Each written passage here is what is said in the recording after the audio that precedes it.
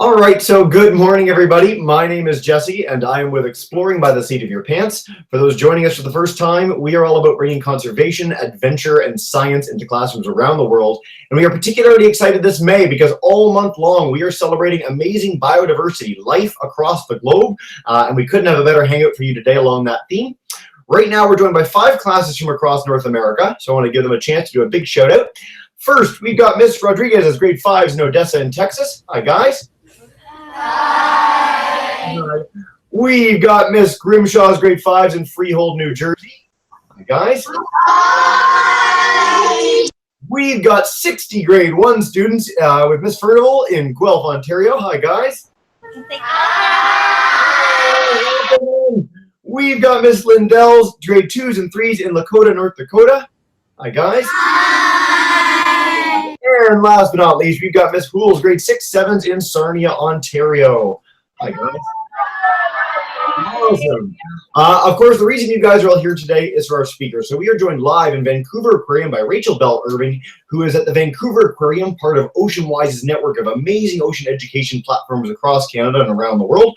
So today she's going to take us on a journey into their Amazon River exhibit to explore how animals are adapted to survive in their amazing given environment there.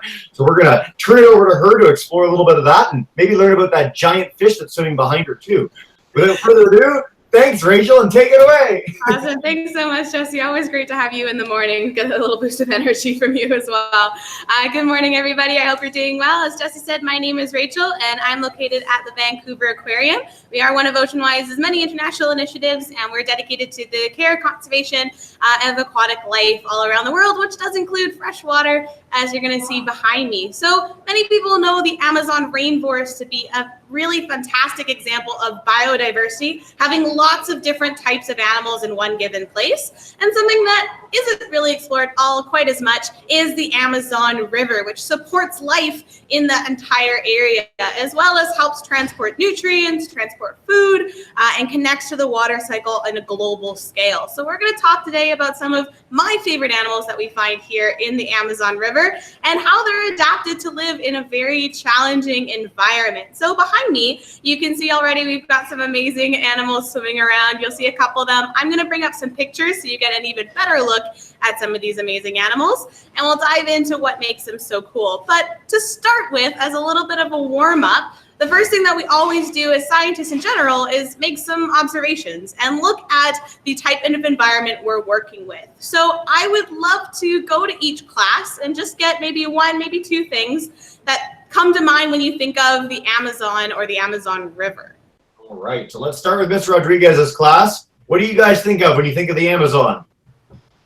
Good. Good? Yes. Yes. Snakes, a lot of snakes. A lot of snakes. Okay, I like that. That's what I think of. Miss Grimshaw's class, what about you guys?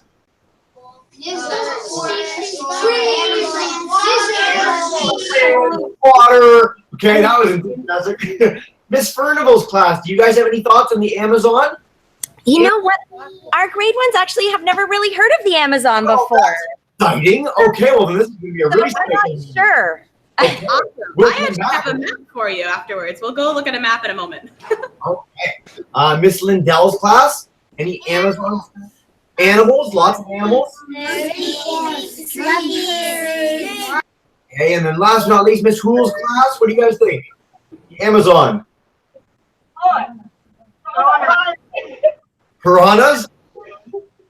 Okay, we've got piranhas, we've got snakes, plants, animals, wet, water, good stuff. Yeah, those are great descriptive words. And so the Amazon is located in a continent called South America. So it's below North America after the equator. I'm going to just roll my camera a bit so we can actually take a look at a wonderful map that I do happen to have right beside me here. So the South American continent is just below North America. So we would be way up here.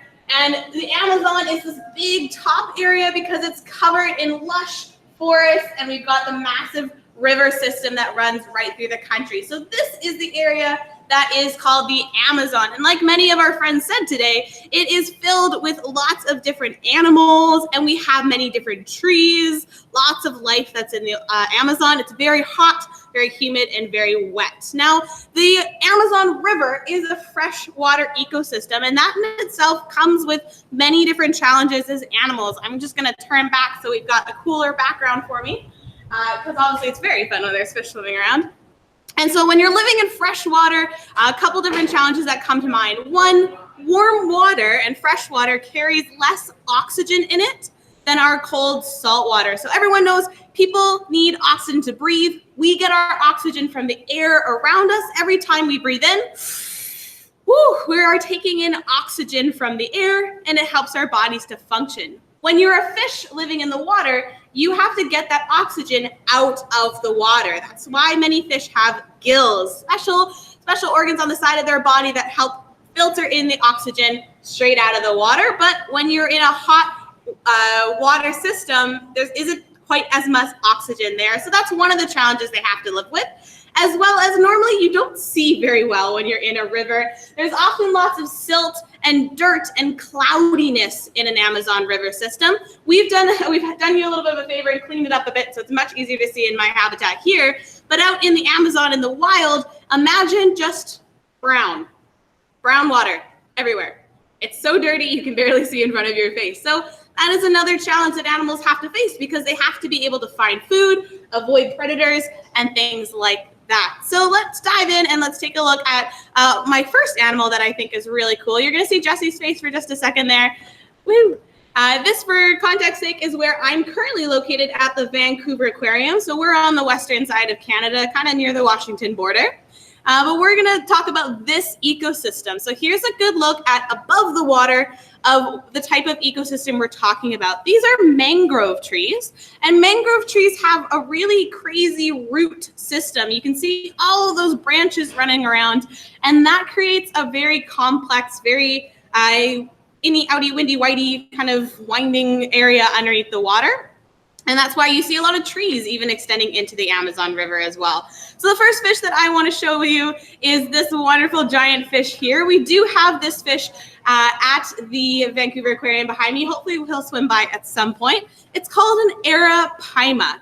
Big, massive fish that's been around for millions of years. It hasn't changed all that much, but it is evolved in a way that helps survive with those challenges we mentioned. So one of the cool things that I talked about right off the bat was how finding oxygen in order to breathe can be very difficult when you live in hot, fresh water. So many of these fish have a very cool mouth. If you take a look at the mouth, it's kind of pointed upward, like they've got a very big lower lip. If you stick out your lower lip as well, you kind of are making an arapaima face, which is very cool. And so that face allows them to go up to the top of the water and to get some air, because here you can see their gills are very, very small. So if you were looking at a salmon or a trout or something that we would eat, the gills you would see on the side of their body where that red circle is would be much bigger. But an arapaima isn't going to be using its gills quite as much. Instead, it likes to use that big mouth to go up to the surface of the water and slurp up the air from the surface of the water. So even though it's a fish, it has changed in order to survive in a habitat where the gills aren't quite as useful.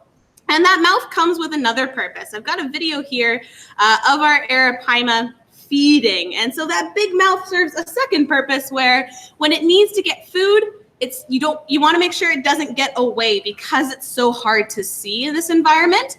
So that big mouth, one thing it can do, of course, is help it breathe.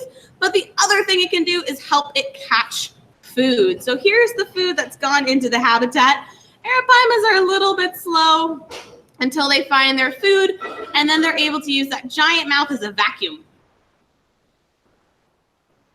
And just like that, it is gone. So it's a very quick slurp up, either to get air out of the surface or to quickly catch its food before it can get away. So this is one of my favorite fish because it's, one, really, really big.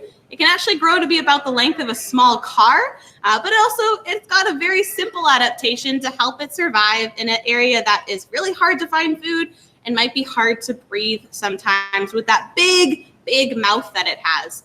But Every animal is a little bit different. For example, this very adorable face here belongs to an electric eel. Some people might have heard of electric eels before. Fun fact, electric eels are not a true eel. They're actually technically a fish. The reason we tell the difference is because it does have that little fin at the front of its body. So because it has that fin, we know that it is technically a fish, even though we named it an eel, just to make things a little bit confusing. But the electric eel has an amazing ability to help it find its food, again, in an environment that's very hard to see. The electric eel, because of its name, is able to use electrical pulses in order to find the food around it. So again, here is a video, our electric eel doing some food finding. Quick slurp up the food once it finds it, able to send out those electrical pulses to find the food. It's actually quite similar to sharks in a way, because they're able to produce that small electrical current in order to find food as well as stun their food. This is what's really cool about electric eels, using electricity from their bodies to stun their food so that they can quickly catch it when they are living in a habitat that is really hard to see. So even now, it's trying to find its food. It's probably sending out those little pulses in order to try and detect the food, because there is a piece of food hiding on the bottom of the habitat there. It's detecting, it's looking, and it's able to find its food that way. So using electricity is another very unique type of fish that's going to help it try and survive in a challenging environment. And then we also mentioned that there are some other very cool fish. They come in lots of different shapes and sizes, and we see a lot of shiny fish. One of my favorites is the piranha. I'm guessing a lot of people have heard of piranhas, and piranhas come with a very scary reputation. So I'd like to pause again and see what everyone comes to mind when they think of piranhas. I'm trying to stop sharing here. All right, we'll go to Ms. Rodriguez's class first. Piranhas, what do you guys think about? Dangerous. Dangerous, okay. Good first thing. Ms. Grimshaw's class? Yes. Dangerous too? Or is there a different thing there? You guys are so in unison, it's like a choir.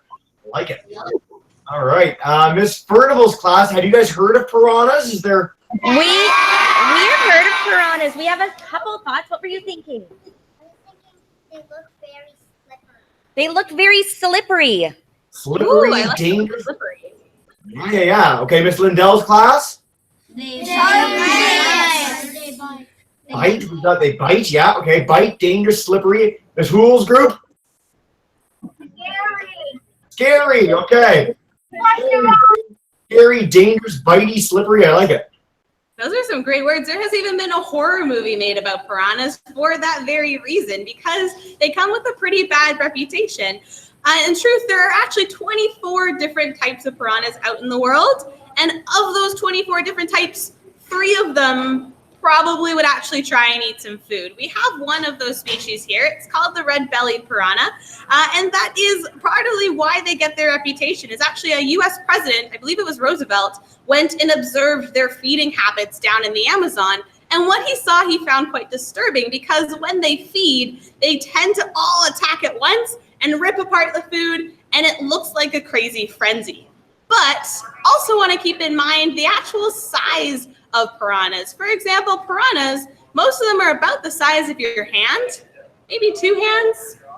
It's pretty small, and you're living in a habitat that's got lots of much bigger fish than you. So when you are a piranha, they look like they're scary when they're eating, when actually they are one of the biggest scaredy fish that you will ever find. So I'm going to share again one more time so you can take a look at those piranhas that I have, because I have pictures as proof. So we've got our red-bellied piranhas, considered to be one of the most dangerous types of piranhas in theory, but also a piranha that is very terrified because of its size.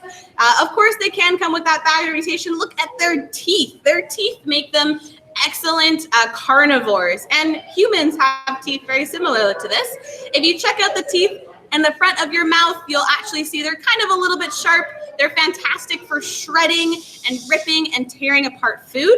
And that's because piranhas love to go for dead things. So why go for a really difficult meal that's going to waste your energy and chase after a fresh fish when you could just eat one that's already dead and have a much easier meal out of it? So piranhas are great at eating dead things, Many different types of piranhas are going to be eating actually fish scales that fall off of other fish, and some of them prefer to eat nuts and fruits and things like that. So our carnivorous piranhas have great ripping, shredding teeth, which can definitely make them scary.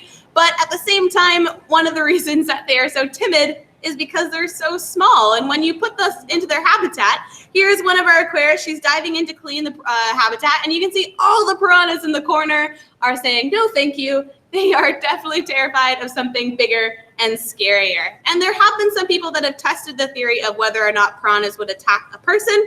And so far what they found is they prefer not to.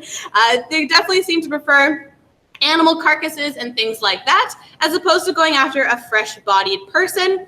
That being said, of course, I'll always mention that anything with a mouth can bite. So if you do find yourself in the face of a piranha, it's best to give it some distance, as it's probably more afraid of you than you are of it. And so this is a really good example of how sometimes we need to be better in depth at exploring and ask these questions and challenge what we know, because we never know if maybe there's another side to this story. And the ocean covers 71% of the planet, and we've only explored like 5% of that. So there's a much bigger world out there to explore. It might be full of animals that we have never even found, or animals we know of that we really don't understand all that much. And so looking a little bit deeper at some of these cool animals helps us to learn and understand and really get a better sense of how they've been able to survive for thousands of years, and how they're going to be able to survive moving forward, because humans are now a part of that puzzle too. We are just as much a part of the food chain, because we build our homes near these rivers. We use the food, we get oxygen from the plants in the rivers. We need this water just as much as all of the other animals, but there's still not a lot we know about it. So my challenge to you, everyone, is to go out and find a water source near you, whether that's a stream, a lake, a reservoir, a river, an ocean, and try and learn a little bit more about where that water comes from and where it goes. And maybe you'll see just how much you use it every single day as well. And there might even be some cool critters to discover on top of that too. Very cool. All right, Rachel, that was marvelous as always. What we're going to do as we dive into questions, I'm going to go to Ms. Hoole's class first. I know you guys need to leave in about 10 minutes. So we'll take 2 questions from you, and then we'll go back through the whole group and make sure we get lots from everybody. We've also got 6 groups watching on YouTube, so if you guys want to pass on questions in the chat bar, just type them in the right, and I'll pass them along to Rachel. But first, Ms. Hoole's class, if you guys have a question, come on up. What's the biggest thing you have in your aquarium? The biggest thing that we have at the aquarium, ooh, that's a good question, actually. We do have 2 walruses that are just around 2 years old, and they currently weigh, they're nearing 1,000 pounds, but they're going to get about 5 times bigger. So they're not the biggest thing yet, but they will be massive once they're full grown. So our mammals are probably the biggest thing that we have. A couple of stellar sea lions that are 1,000 pounds. That would be, I can't remember off the top of my head what that would be in kilograms, but they're very, very big. Our biggest fish is to be about 6 feet or so long, so or about 8 feet long. It can be quite like a small car size. So that's the biggest fish that we have. Very cool. All right, Ms. Hoole's class, if you guys have another question, come right back up, guys. Yep, we've got one more. Hang on. Run! Here you go. How old can the piranhas live up to? How long can a piranha live up to? That's a really good question. I don't know the specific answer to that, to be honest. It really does depend on the conditions that they're living in. So if they get eaten before they get too big is a big part of it. I know our arapaima can live to be about 80 years old or so. So piranhas would be possibly that old. I'm not sure. Jesse, do you happen to know the answer to that one? Yeah, I just checked it online really quick. So 10 is average, and then we know they can live up to 20. Ah, okay. I think 20 is usually a safe guess for most animals. But 80 is incredible for arapaima. That's super cool. All right. Let's go to Miss Rodriguez's class, and if you guys have a question, come on up.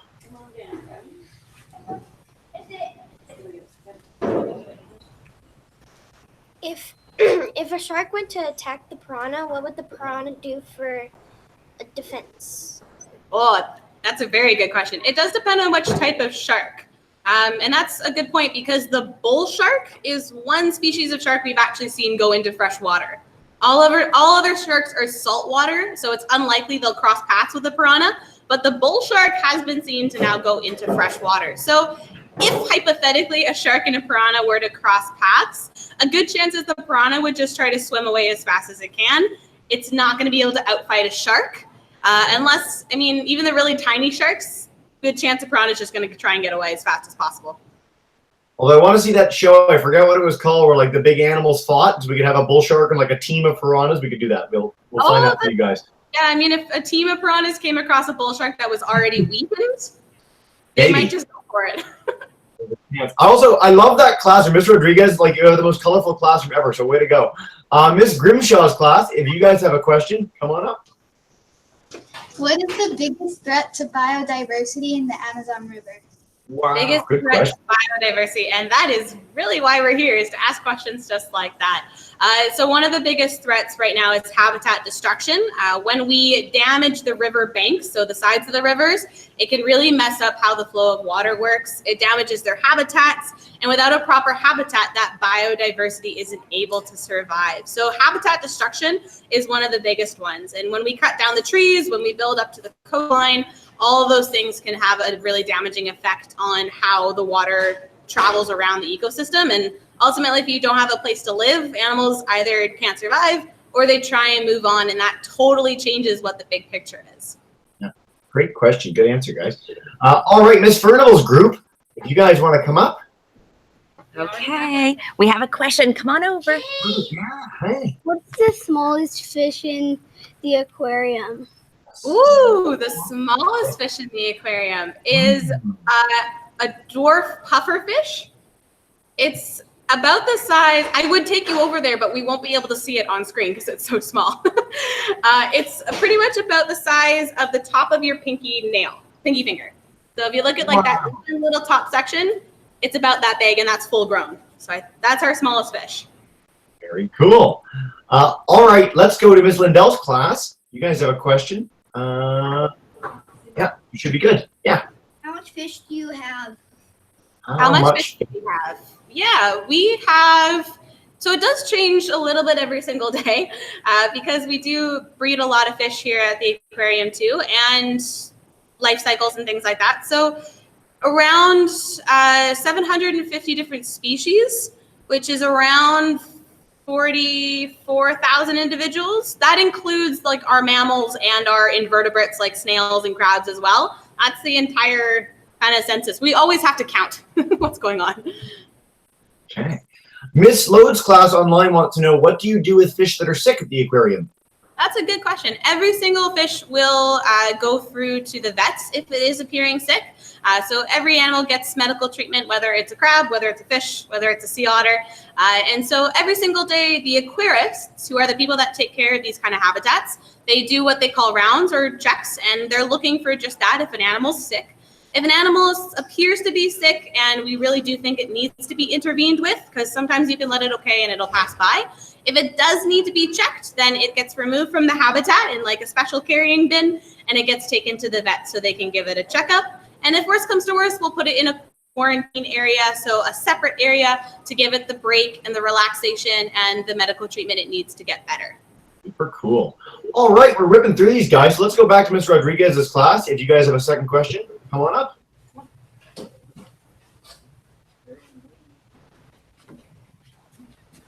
How do y'all get y'all's fish from the Amazon? Oh, sorry, one more time? How do you get the fish from the Amazon? Sorry. Oh, how do we get our fish from the Amazon? Yeah. Okay. So we are part of a network called the Association of Zoos and Aquariums, as well as the Canadian Association of Zoos and Aquariums. And this is basically like a club of all the zoos and aquariums that are performing to a really high standard of care. And all of these aquariums will talk to each other, will work together, as well as we'll trade animals with each other. So that's mostly how we get our fish that are from tropics and from Amazon and whatnot, is by going through other accredited zoos or aquariums, or we're going through accredited suppliers, because there are some organizations that do it. They collect animals in a way that is safe for the environment, that doesn't harm the population, and we're very, very thorough about who we work with. So most of the time, it's by trading with other institutions. Okay. Ms. Grimshaw's class, you guys want to come up again? We're coming. Are any animals endangered in the Amazon River? Yes, a lot of them are endangered in the Amazon River. The arapaima, for example, is one of those animals that would probably be the most endangered out of our collection that we have. And that can be from, again, things like habitat destruction and a lot of human interference. One thing that you can do every single day to help biodiversity globally as well as where you live is look for sustainable seafood. So that's a type of fish that was caught in a way that doesn't harm the population, that doesn't harm the environment, because there are a lot of very overzealous fishing strategies right now that can cause major damage that unfortunately are very destructive to biodiversity. So looking for those kind of accreditations, we have OceanWise in Canada. There's also Monterey Bay Sea Watch program in the States, as well as a couple others. So choosing sustainable seafood is a really good way for us to have a direct impact on that, because fishing is another big threat to these guys as well. And you'll find those symbols at restaurants if you're ordering fish. You'll find them at restaurants in certain places, or so not restaurants, grocery stores in certain places. So just do look for that. It's a really great program. All right, Miss Furnival's class, there's 60 of you guys. So what I'm going to do is take 2 questions from you guys in a row. Wow, great.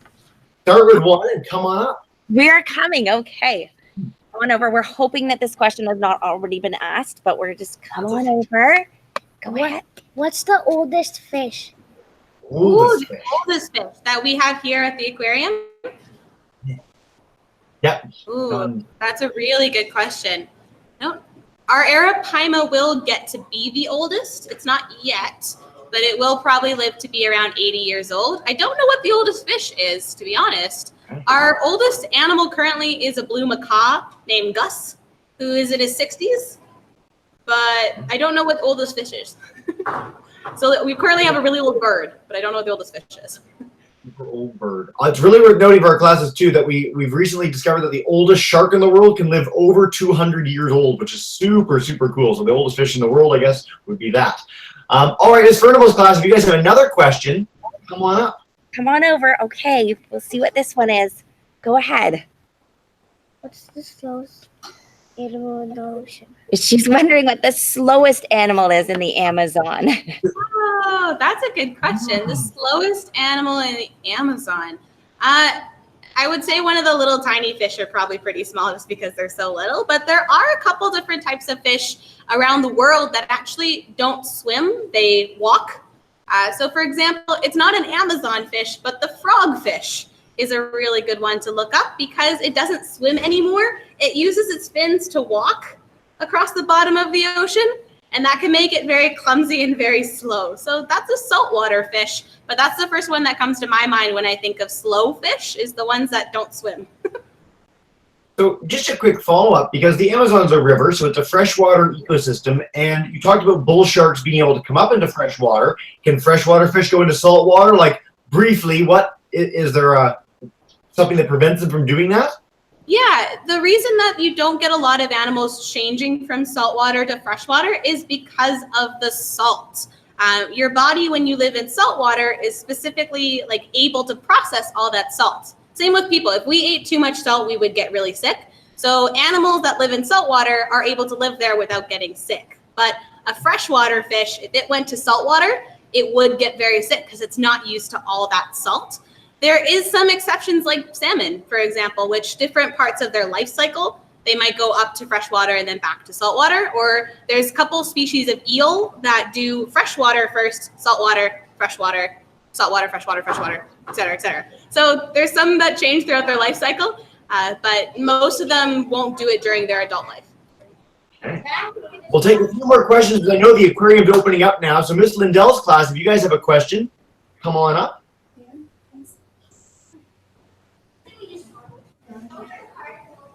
One second. Take your time, don't be all good. Can you ask a question?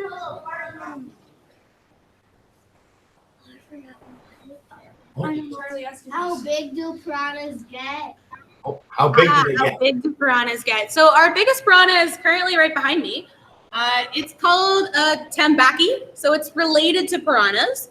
And this is about that big, quite big.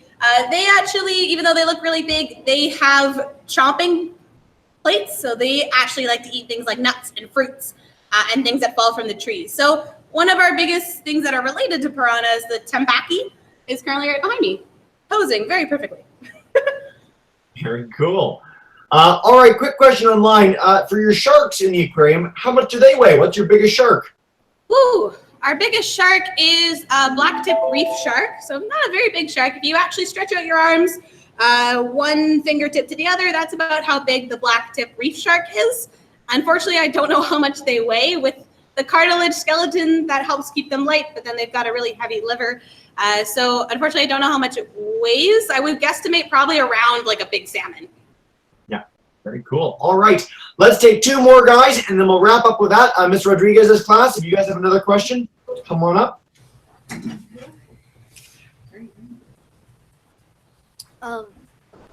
What's your favorite fish and why? Oh, I love when people ask that question. My favorite fish, I never thought I'd have a favorite fish before I started working at an aquarium. I do love all the fish. I think they're all fantastic, and I learn a lot from all of them. One of the ones that I always go back to, because I think it's really cool, is a fish called the Pacific spiny lumpsucker, which is mostly because it's got a really cool name, lumpsucker. And the reason it's called a lumpsucker is because on its belly, it's got a suction cup, and that helps it stick to things like rocks and logs and seaweed. It's found in West Coast cold waters. It's about the size of a golf ball, and it's got really tiny flippers, so it's a horrible swimmer. And I think it's really cute to watch because it's like a golf ball trying to swim, and then it has to use its suction cup to stick to logs to make sure it doesn't get swept away with the tide. So I think it's a really cool like superpower that this fish has, but I can't wrap my head around why that was a good decision in nature. I like it's like a golf ball trying to swim. Thank you for that. All right, we'll wrap up with one by Miss Grimshaw's class. If you guys want to end us off, come on up. All right, what's the coolest animal adaptation you'll see in the Amazon rainforest? Oh, that's a really hard question. I hope that you will all go out and do a bit of research yourself and find an animal that you think is really cool, because that's one of the best things about doing these programs, about learning about the ocean and animals, is because you find so many mind-blowing animals out there. So firstly, I hope you do your research to answer that question yourself. One of the things that I think is pretty cool is probably the electric eel. The fact that an animal can produce electricity and like wield it like a weapon to use it is really cool. We have an electric eel here, and what we've done is stuck these metal conductor rods inside its habitat. So when it sends out those electrical pulses, the rods collect them and they charge up, so we can actually light up a Christmas tree during the winter season. We can use it to light up lights and things like that. So it's really cool that an animal can naturally do this, and humans have looked at it to learn and invent new things as well. That is super cool and super festive. All right, Rachel, before we go, is there any last message you want to share about the Amazon? I mean, you've told kids to look into it themselves, find their favorite creature. Anything that you want to share to wrap us up? Yeah, again, really just keep being curious and keep exploring, because there's a lot that we do not know. And in order to make really good decisions to help the future of the oceans, like choosing sustainable seafood, for example, we need to know more about the ocean. So the best thing to do is, 1, keep going and exploring, and 2, see if there's just one thing you can do every day that keeps the ocean in mind. Outstanding. Well, thank you so much, Rachel, as always. For our classes, what we do at the end of every hangout, I'm going to demute all of your microphones. So boys and girls, if you guys could get ready to say a huge thank you to Rachel for joining us today. You're all demuted. Go for it. Thank